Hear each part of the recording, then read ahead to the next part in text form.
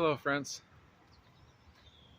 So my coworkers often make faces at me when I'm describing my lunch. Most of them know at this point the type of foods I eat for lunch, which generally is a 10-inch soft shell tortilla with random salad greens, whatever was fresh, thrown in there. Big hearty salad greens, a little bit of salad dressing. That's lunch. Honestly, I don't put enough carbs in it. And as I try to perfect my lunch, I think about that. Well, what could I be doing differently to make lunch better? And that's that one thing. Sometime soon, I might start adding a little bit of mashed potatoes. Seems like a weird ingredient, but it's good carbs. To give me that fuel for the rest of the day. Now, as I continue thinking about all this, it dawned on me that our meals as Americans don't make sense for the most part.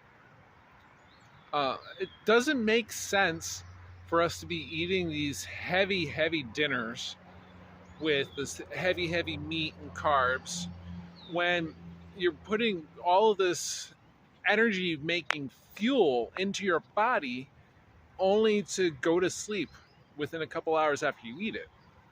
Most of us don't go out and exert a whole bunch of energy. We don't need that energy to be created late in the day.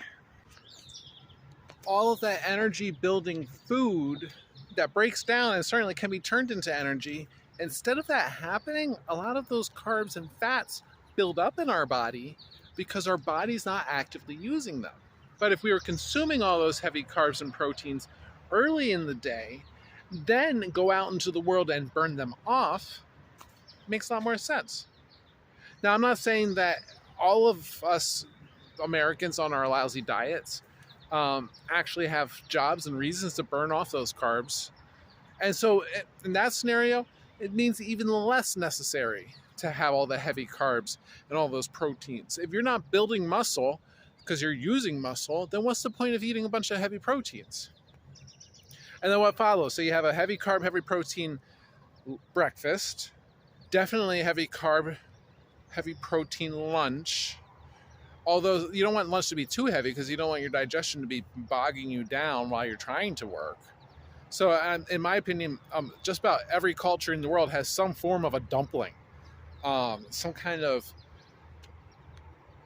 I don't know, something that's wrapped around food. Translate that how you will. I don't care if we're talking about pierogies. That still counts in my opinion. You just gotta make sure the contents of that are good for you, whatever, blah, blah, blah.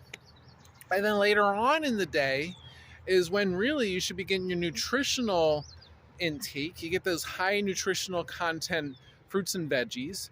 You know, the fruits give you a little bit of that sweetness that people tend to crave. And then boom, it's 3 meals. You should probably throw a 4th meal in there too. Whether it's brunch or dunch or whatever you want to call it, somewhere in there we probably need some kind of late snack or a heavy snack.